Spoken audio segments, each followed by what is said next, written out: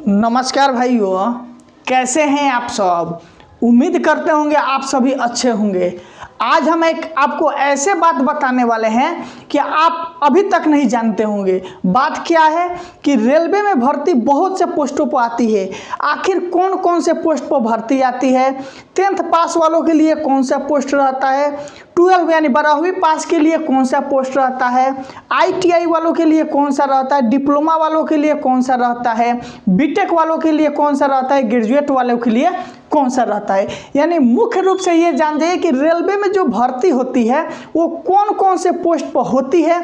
क्या group A और group B पर भी भर्ती आती है, तो भर्ती आती है तो कैसे आती है, इसके बारे में पूरा डिटेल से बात करेंगे। क्योंकि भारत में सबसे बड़ा रोजगार देने वाला कोई साधन है तो वो है रेलवे। गवर्नमेंट जॉब में सबसे बड़ी साधन है कि जो आपको रोजगार देती है। इसलिए नए साथी जो मेरे होंगे वो चैनल को सब्सक्राइब जरूर कर लेना है अपने भाई के लिए, क्योंकि रेलवे के लिए सबसे बेस्ट चैनल यही है। चलिए अब हम वीडियो को स्टार्ट करते हैं। देखिए यहाँ पर लिखा है कि रेलवे में जो आपकी भर्ती आती है वो 4 ग्रुप में आती है। पहला है ग्रुप ए, ठीक, group B, group C, group D. आप रेलवे के ग्रुप सी और ग्रुप डी लेवल के पोस्ट के बारे में जानते होंगे, लेकिन ये ग्रुप ए और ग्रुप बी भाई आता कहाँ से है। आखिर आज तक तो आप सुने नहीं होंगे कि ग्रुप ए और ग्रुप बी पर भर्ती आया है। सबसे ज़्यादा आप जो सुनते होंगे सबसे ज़्यादा वो है कि ग्रुप डी का, रेलवे ग्रुप डी का भर्ती आया है। ग्रुप सी के बारे में भी थोड़ा बहुत सुनते होंगे, लेकिन ये ग्रुप ए और ग्रुप बी से आप थोड़ा सा भी परिचित नहीं होंगे। आज इन चारों से परिचित कराएंगे किसके लिए योग्यता क्या होता है, इस वीडियो में पूरा डिटेल से आपको बताएंगे। देखिए पहला है आपका ग्रुप ए। ग्रुप ए जो है ये पोस्ट, ये डायरेक्ट यूपीएससी किसके द्वारा, यूपीएससी के द्वारा भर लिया जाता है। यानी रेलवे के जो ग्रुप ए लेवल का पोस्ट है वो यूपीएससी के द्वारा ही भरा जाता है। यहाँ स्पष्ट है, यानी कि इसका डायरेक्ट कोई भर्ती नहीं आता है। अब आइए ग्रुप बी।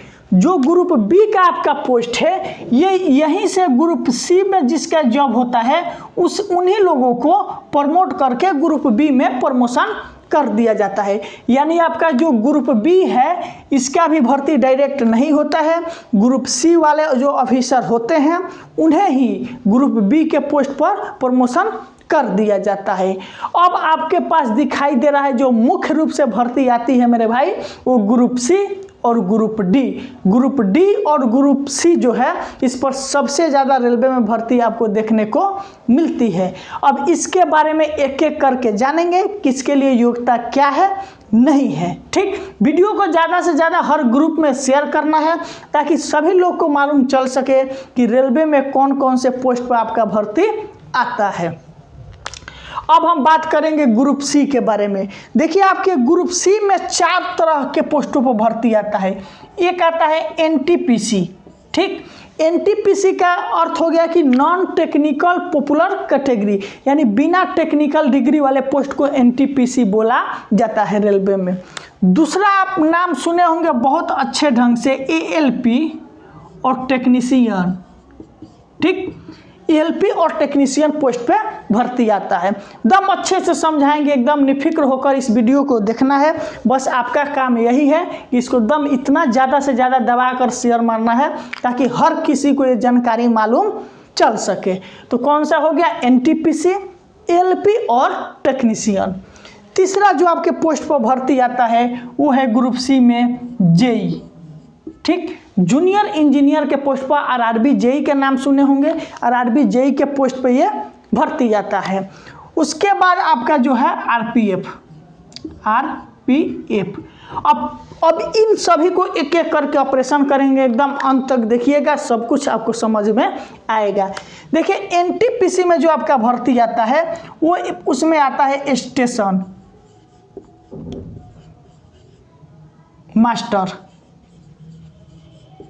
ठीक, स्टेशन मास्टर के पोस्ट पर भर्ती आता है। उसमें सीए के पोस्ट पर भर्ती आता है। उसके बाद गार्ड के पोस्ट पर, ठीक, गार्ड का अब नाम बदल चुका है, जिसे ट्रेन मैनेजर के नाम से जाना जाता है। यानी जब ट्रेन चलती है, जो पीछे वाले डब्बे पर व्हाइट शर्ट पहनकर झंडे दिखाते हैं उन्हें ही गार्ड बोला जाता है, लेकिन अब नया नाम उन्हें ट्रेन मैनेजर कर दिया गया है। उसके बाद आपका टीटी होता है, ठीक, टीसी होता है।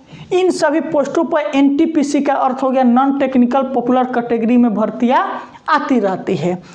इसमें बात किया जाए तो आपका जो है एनटीपीसी, स्टेशन मास्टर और सीए, ये जो 3 ठो आपको पोस्ट दिखाई दे रहा है, ये आपके ग्रेजुएट लेवल का पोस्ट है। यानी ग्रेजुएशन लेवल पर इस पर भर्ती लिया जाता है। अगर आप ग्रेजुएट हैं, ठीक, सीए, उसके बाद आपका गार्ड, ये जो 4 पोस्ट आपको 3 पोस्ट दिखाई दे रहा है, कौन कौन, स्टेशन मास्टर, सीए और गार्ड, ये 3 पोस्ट जो आपका है ग्रेजुएट लेवल पर लिया जाता है। यानी ग्रेजुएशन आपके पास होना चाहिए, स्नातक होना चाहिए, तब आप इस फॉर्म को भर सकते हैं।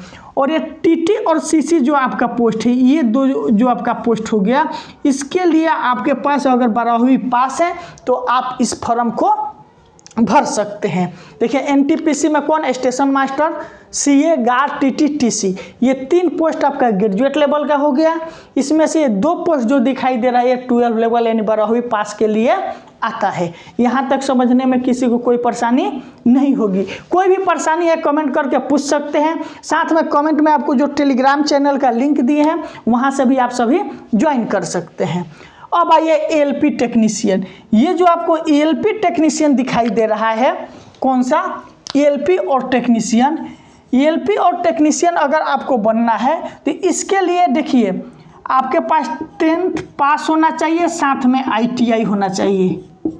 क्या होना चाहिए, 10वीं पास है और साथ में ITI है, तो आप एएलपी और टेक्नीशियन दोनों का फॉर्म फिलअप कर सकते हैं। अगर आप 12वीं पास है, क्या चीज़, 12वीं पास पीसी है, फिजिक्स, केमिस्ट्री, मैथ से, तो आप केवल टेक्नीशियन के कुछ पोस्टों पर ही फॉर्म भर सकते हैं। अगर साथ में आप डिप्लोमा किए हैं, बीटेक किए हैं,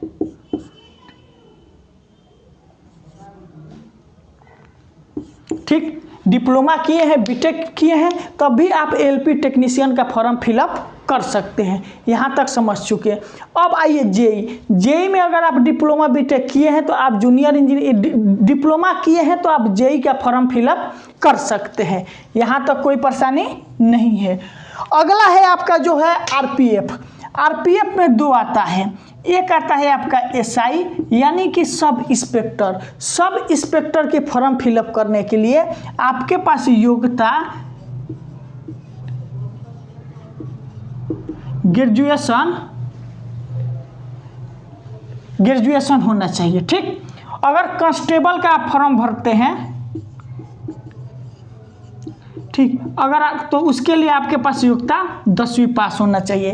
देखिए आरपीएफ में 2 प्रकार की भर्ती आता है, एक सब इंस्पेक्टर जो ग्रेजुएट लेवल का होता है, एक होता है कांस्टेबल जो 10th पास वालों के लिए होता है। ये ही मुख्य रूप से बहुत बड़ी भर्ती आती है। और अब हम बढ़ रहे हैं सबसे बड़ी भर्ती की तरफ, जिसका सबका इंतजार है। वो भर्ती कौन सा है, तो है आपका ग्रुप डी।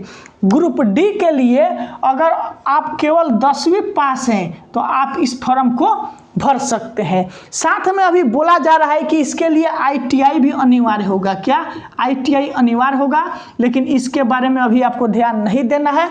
ITI पर अगर लिया भी जाएगा तो मान लीजिए 1 लाख भर्ती आएगा तो 4 से 5 हज़ार या 10 से 15 हज़ार सीट ITI के लिए रिजर्व किया जाएगा। इसलिए निफिक्र रहना है। ग्रुप डी का जो आपका भर्ती है यानी लेवल 1 का जो भर्ती है वो आपका 10वीं लेवल पर, 10वीं पास पर लिया जाता है। रेलवे में मतलब इसी पर भर्ती आती है, इससे बाहर किसी भी प्रकार के पोस्टों पर भर्ती नहीं आती है। अब सब कुछ आप समझ चुके होंगे। अगर कोई परेशानी है तो कमेंट करके ज़रूर बताइए। अगर वीडियो पसंद पड़ा है तो ग्रुप में ज़्यादा से ज़्यादा शेयर कीजिए और रेलवे में सफलता पाने के लिए अपने चैनल को सब्सक्राइब जरूर कीजिएगा।